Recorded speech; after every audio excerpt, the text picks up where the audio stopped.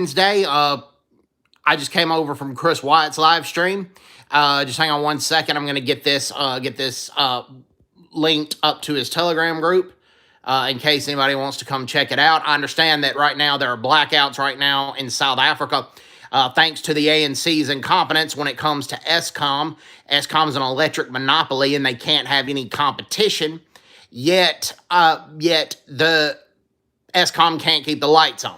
So just hang on 1 second. I'll be right back. Okay, hey, what's going on, guys? I'm back, and actually this just came in the mail. Just check the mail. I had some rewards points on Amazon, and I got this book, Mugabe and the White African. And it is by Ben Freeth. He is the son-in-law of late white Zimbabwean farmer Mike Campbell. And I've seen the documentary Mugabe and the White African. Mike Campbell was a farmer in Zimbabwe, and Mugabe and his thugs attacked Mike Campbell, and Mike Campbell died of his wounds. And Mike Campbell was getting his land taken and expropriated without compensation just because he was a white African, because he was the wrong skin color. And in the documentary, Mike Campbell had a black lawyer, and Mike Campbell had said the lawyer had said that Robert Mugabe was a racist black man, and Robert Mugabe basically was. And Mike Campbell wasn't trying to be something that he wasn't, that Mike Campbell was a white African when he was alive. Africa was his home, and he started a farm in Zimbabwe. He was hoping to stock it with wild game and make it a hunting lodge at first, but it didn't work out there, so he purchased a lot of crops, and he had to take out a major loan to do it, and it took him about 8 to 10 years to pay back the loan to actually turn over a profit. And but he has the title deed to the land, and he paid off the debts after Zimbabwe became independent from Rhodesia. So that land did belong to Mike Campbell, but Mugabe took it anyway without compensation. Now, Mike Campbell did appeal to an African court in Namibia, and the African court actually ruled in favor of Mike Campbell and told Mugabe to get out of Mike Campbell's home, that it was Mike Campbell's legal property. However, the ZANU-PF and Robert Mugabe at the time did not recognize that ruling, and they went in there and beat Mike Campbell and burned a lot of the farm to the ground, and Mike Campbell eventually succumbed to his wounds and died. And Ben Freeth also said he didn't expect things different under Mnangagwa, and overall he's right. There is still a lot of human rights abuses in Zimbabwe under Mnangagwa, and there's not freedom of speech, there's not freedom of assembly, the elections are still being rigged. Now, there's not as much expropriation of land without compensation. There have been white farmers that have gotten their land back under Mnangagwa, but it's a slow process. But Ben Freeth said he didn't expect anything differently because Mnangagwa was in charge of a massacre of the Shona people back in 1983, and those soldiers were trained largely by the North Korean military, believe it or not, and it was a Shona massacre, and Mnangagwa largely led that massacre. All right. Now, let's go on different subjects right now. The other subject that I wanted to talk about, yes, I did get my second COVID-19 vaccine today. I got the COVID-19 Pfizer vaccine. It was the second injection. So far, so good. There have been no side effects. Now, typically after the second injection, some side effects do occur, but typically it's like 1 to 2 days after. But the side effects typically are not heavy. You have just 1 to 2 days of a light fever.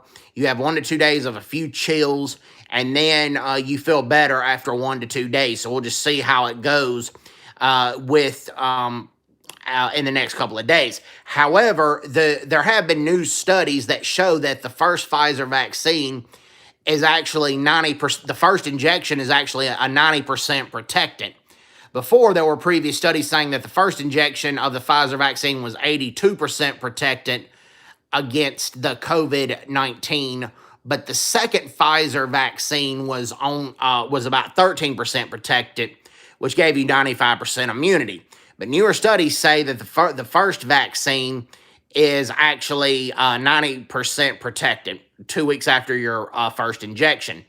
But then after the second one, you have only have to wait 7 days, and you have between 95 and 100% immunity from the COVID-19. Those are the latest studies.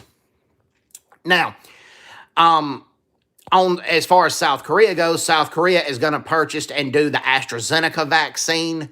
The AstraZeneca vaccine comes from the UK. Now, I do not agree with this measure, and I'll explain why. The AstraZeneca vaccine only offers 25 to 30% protection against the 501v2 strain of the COVID-19, otherwise known as the South African strain. Okay? That is what's going on. So otherwise, it's known as the South African strain, but it's only 25 to 30% protected. Newer studies show that the Pfizer vaccine offers about 70 to 80% protection against the 501v2 strain, otherwise known as the South African strain. But South Korea, while they are a developed country, they're not quite as developed as the United States, and many of their hospitals as well don't have the kind of cooling units that are needed for the Pfizer vaccine. However, that is one reason they decided to go with the AstraZeneca vaccine. But I think that's a bad move. But South Korea is taking measures to prevent the South African strain from getting to South Korea worse than it already is. And what they're doing is people that are coming from overseas, and this includes South Korean citizens, they have to get tested for the COVID-19, and the test has to be negative before they leave the country coming back to Korea.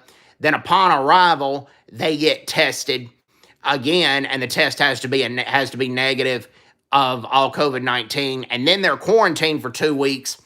And then after quarantine, they have to get tested for 2 weeks. Then before they have to get tested for a third time before they're allowed to freely roam the country. So that should be a good measure to keep the 501v2 strain from spreading into South Korea. I believe that'll be a good measure to keep that strain from spreading. Now, in Namibia, as I've pointed out, the COVID-19 is rapidly affecting their health care workers, but also leprosy is becoming more of a problem in Namibia. In 2017, they had 11 cases of leprosy. Then in 2018, it went up to 19 cases of leprosy.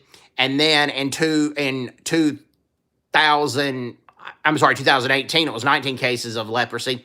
And then 2019, it was about 24 cases of leprosy. It's what you call an ancient biblical disease, but leprosy does exist in parts of Namibia, unfortunately.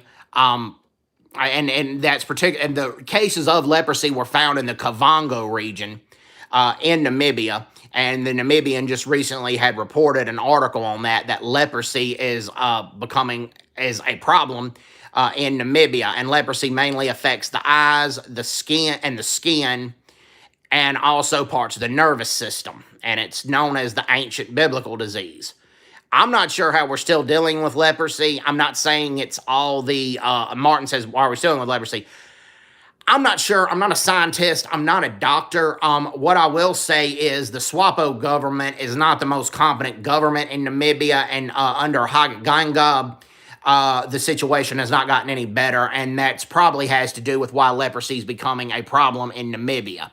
As I pointed out, Namibia could have bought COVID-19 vaccines themselves, but chose to go through the COVAX program, largely due to Hage Geingob's incompetency in governing, and their vaccines still have not arrived. They're not going to arrive till mid-March. They probably could already have the vaccines had Geingob done a good job, a competent job running the country. I'm just not sure why we're still dealing with leprosy either, believe it or not. But unfortunately, that is going on in Namibia. Latest news out of the Central African Republic. This is recent. This was just reported today by France 24, one of the English language networks in France. There are about 2,500 refugees on the outskirts of the capital, Bangui. Bangui is their capital, and the capital's city's a lot more stable than the countryside. That's why the refugees sought sought refuge in the capital. And they're being displaced because of fighting between pro-government forces and then the rebel forces. The Muslim rebels are the Seleka rebels typically, and then the Christian rebels are the anti-Balaka rebels. And they're typically, they are right now they're in a loose coalition trying to topple the current Central African Republic government. But the average Central African Republic citizen is suffering, and many of them could not take their luggage with them. All they could take was a few cooking pots and a few mats, and they're basically living like animals on the outskirts of Bangui because of the situation, and the average people are suffering because of the conflict. So just pray that they come to an agreement. I don't think Touadera, honestly, was legitimately elected. He was declared president recently in a re-election when he only got 35, when only 35% of the ballots were counted. Okay? I mean, when only 35% of the ballots were counted.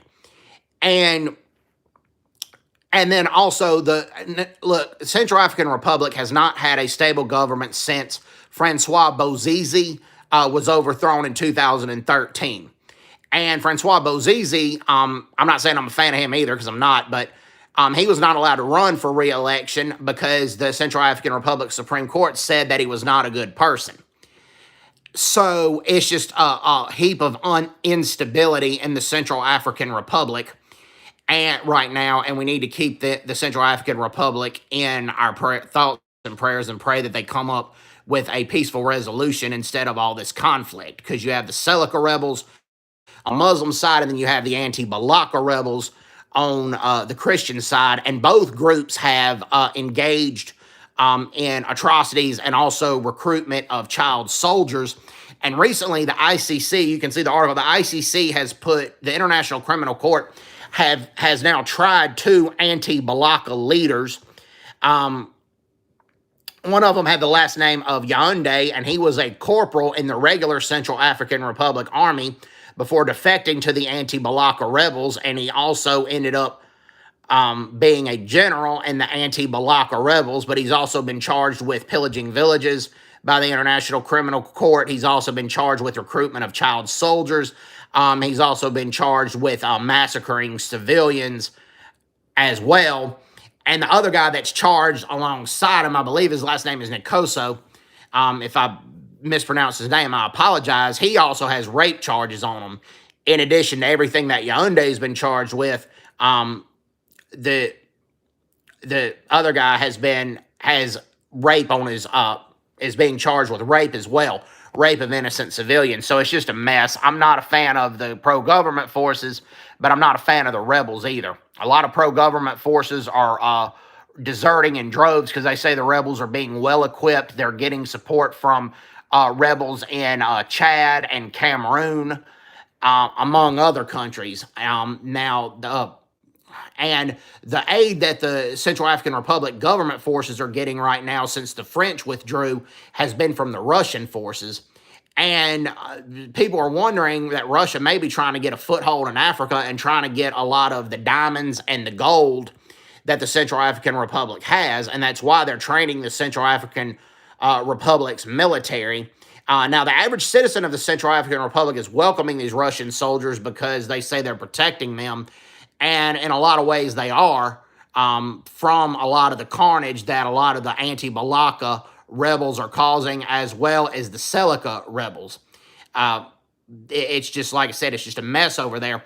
Well, yeah, the Russian military is in an advisory and training program. Their helicopters are also flying air support missions for them against the rebels, and sometimes they're also going out on combat patrol with the Central African Republic forces. So that is going on. But then the average Central African Republic citizen wants to just be left alone. They want to live in peace. They want a better life for them and their family. And some people join the anti-Balaka forces because Seleka rebels have killed their families. There was one guy being interviewed by Vice News that said he joined the anti-Balaka forces because the Seleka rebels killed his wife, and he had 5 kids, and they killed 4 of his 5 kids. And so that's why he joined the anti-Balaka forces. These people are raping and pillaging as they please, and no one can stop it. I know if they had oil, the U.S. Army would be spreading democracy, and it isn't. Not true. Central African Republic's not a place for too much oil, but they do have some oil. But they are a resource of gold and diamonds. If the U.S. Army wanted to, they could go in there. But we didn't look. I didn't agree with the Iraq War, and let me explain why. Because Iran, as you see now, posed a far greater threat than Iraq, and Iran could link up with the Shiite rebels against Saddam, and they could form what one may call a UAR, a United Islamic Republic. And while Saddam was a threat and had ties with a lot of terrorists, he was not the threat compared to what would happen there. So I thought we should have just left the situation alone. But with that being said, we did not go into war for oil because we turned over the oil to the Iraqis. That is just a myth. There has been no proof that the U.S. ever went to war in Iraq for the oil. That's just not the case. We did not do that. It was a misguided war, I firmly believe, and I believe it was a mistake, but it wasn't one where we went in there for corporate gain or went in there for oil. I mean, it just wasn't. There's just been no substantial proof of that happening, to be honest with you. Also, because a lot of Africa's hospitals are not developed right now, there's a medical school in Zambia, in Lusaka, that has examined dead bodies. They have a morgue in that hospital, and about a third of the cases of the bodies they examined, I think they had over 200 bodies examined, but about 60 of them were caused by COVID-19. The deaths were caused by COVID-19. So they believe that there's a lot of underreporting of COVID-19 deaths in Africa, mainly because the villages are so remote outside of major cities. It's just and a lot of death in tribal warfare, particularly in somewhere like the Central African Republic, there occurs often. It's very, very hard to know how much the COVID-19 is spread, and it's very, very hard to know how much of the deaths have been recorded. And so they believe that there is a huge underreporting of a lot of the African COVID-19 cases and a lot of the African COVID-19 deaths. With that being said, though, the ANC government's not been a model for the COVID-19. 1/3 of all confirmed cases in Africa have been confirmed in South Africa, and the COVID-19 evolved in South Africa thanks to the ANC's incompetency in governing. I firmly believe. And I've talked about that in previous live streams. The taxi industry was not regulated well by Fikile Mbalula. The taxi drivers got everything they wanted. They didn't have a limit of passengers they could carry. They also were not monitored to make sure that the taxi drivers nor the passengers wore a mask. They were basically given everything they wanted, and Fikile Mbalula met with them not wearing a mask, basically, and he also wasn't social distancing. And he met with them in person. He didn't do a virtual meeting. And motto in other African countries, no testing, no problem. It depends on which African country you're talking about, but with some of them, I would not be surprised. In Zambia, they're doing what they can. That I do know. But they do believe that it is not as less prevalent in Africa than it is everywhere else in the world. They believe from a lot of the dead bodies that the Lusaka Medical College is examining, there are a lot more COVID-19 deaths than are being reported to the media. And props to the Lusaka Medical College for going to the U.S. media, the Business Insider. They went to the Business Insider and reported that situation. Yeah, the ANC is scared of the taxi drivers because the ANC is steadily declining in popularity. If the ANC loses the taxi drivers union's endorsement and votes, the ANC doesn't have power anymore. The taxi drivers union, and that's one reason Uber has not been brought to South Africa, or if it is brought, it's very limited because the taxi drivers union said they didn't want it because it competed with them. So Uber is basically outlawed in South Africa as far as I know because the taxi drivers union, wanted it, and the ANC granted it to them. They wanted Uber banned, and the ANC granted it to them. Okay. All right. Well, I'm gonna go about 10, I'm gonna go about 10 more minutes. Thanks for the one like right here. I understand that you guys are dealing with blackouts and load shedding right now, so props to thank you guys for tuning in, the ones that could. I understand that, like I said, there's a lot of load shedding right now, and also many South Africans are asleep right now. It's past midnight in South Africa, or close to midnight, and so yeah, that is going on in South Africa. Unfortunately, I haven't finished the movie Blood Diamond. I'm going to watch that pretty soon as well. The Sierra Leone Civil War, which lasted for a very, very long time. What I do know about it is that the British SAS participated in the Sierra Leone Civil War. They were actually part of trying to keep the peace because Sierra Leone actually indirectly has ties to the United States, and let me explain why.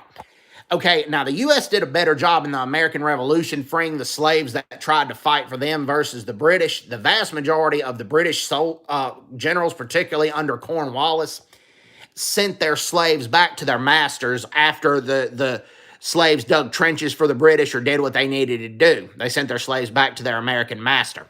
But some of them, the blacks that did fight for the British, did get their freedom, but typically they were either relocated to Jamaica. But there was a colony that was started.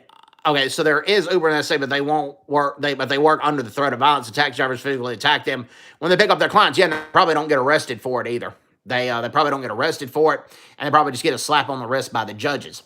Well, the British established a colony called Sierra Leone for the freed slaves that fought for the British, and they basically just dropped them off there and left them. That's kind of how Sierra Leone was made to be, and the British screwed that up. Well, that's why the British felt obligated to go in there and help keep the peace during the Sierra Leone Civil War and try to work a solution out between the rebels and between Sierra Leone's government. Nowadays, Sierra Leone's still poor and malaria is a big problem, but Sierra Leone is a very safe and stable country now. It's very safe, and it's typically it's not what it used to be. But the Civil War with using diamonds as weapons and trading diamonds for weapons was just a horrible thing that was going on in for many years. I want to say from I think 1991 or 1999 to 2006 for a very, very long time. Well, these British soldiers were going on were going from one place to another on a Jeep. These are conventional British soldiers. Well, they decided to take a shortcut. And what they didn't realize is that shortcut was under the control of a rebel gang called the West Side Boys, and they basically wanted to be American gangsters. And they had AK-47s, listened to a lot of hip hop music, and they were some brutal adversaries. Well, they captured the British soldiers, and the British soldiers had a regular Sierra Leone army soldier with them, a guy by the name of Morsa Van Gora. And Morsa Van Gora was separated from the British prisoners, and he was tortured worse than the British prisoners were. Morsa Van Gora had a prison underground, but the sun still shined on him. And many of the West Side Boys, they peed on him. They took a piss on him and tortured him and called him a sellout. And then the British soldiers were tortured too, and they kept saying they were going to kill him. So the SAS, the Special Air Service, the British Special Forces find out. They go in there and they get all the soldiers out, including Morsa Van Gora. And it was called Operation Barras. And it was a very, very risky mission, but the SAS prevailed and defeated the West Side Boys. Sierra Leone's government wasn't perfect, but a lot of the rebels, they would chop people's hands off, so the person wouldn't leave the rebel encampment. And they also, if you didn't also get enough diamonds for them, and you tried to keep diamonds yourself, so that's the reason they chopped one of your hands off, so you couldn't try to stick diamonds in your pocket and try to sell it themselves. All the diamonds went either to get weapons for the rebel forces, or they went to the rebel leaders. So Blood Diamond touches on that, and they say Blood Diamond's based on a true story. So I'm really looking forward to seeing what all that movie has to offer. So yeah, but now Liberia, the Americans relocated freed slaves and some free blacks to Liberia, but the Americans made a little bit more of an effort to try to develop Liberia. It wasn't like Sierra Leone, where the British just dropped off the freed slaves and just said, "There you go, you're on your own." Liberia was made as a little more effort to be developed by the American government. I'm not saying it worked out, because it by and large didn't, but that's what happened there. So yeah, that's another ties of American to Africa indirectly with Sierra Leone. And also one reason you see a handful of blacks in Germany even throughout its history is because there were German mercenaries that fought for the British in the American Revolution. They were called Hessians. And there were some Hessians that rescued some escaped slaves from some American masters, and they brought them back with them to Germany. And it was just a handful of them, but it did happen. Typically, though,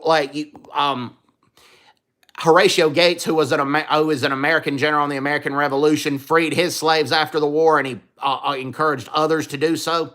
And that was more of a common thing. Also, I mean, like I said, a lot of the majority of the African Americans that fought for the colonists or for the United States in the American Revolution got their freedom.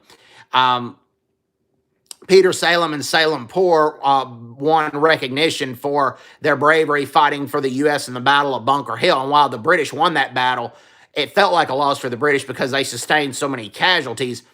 And Salem Poor actually shot a key British officer named John Pitcairn in that battle. So that's because it's Black History Month in the U.S., I wanted to get that out there. And James Armistead pretended to be a spy for the British, said, "I'm running away from my master. I'm want to spy for the British," but he was actually giving the British bad intelligence and was giving the Americans the correct intelligence. And a French officer, the French were sided with the Americans in the American Revolution, a guy named Marquis de Lafayette. Marquis de Lafayette liked James Armistead, and he helped get James Armistead get his freedom. So that happened. All right, well, I'm going to end this stream right here, so hope everybody's doing well. Take care, God bless, and bye-bye. Bye-bye. Bye, guys.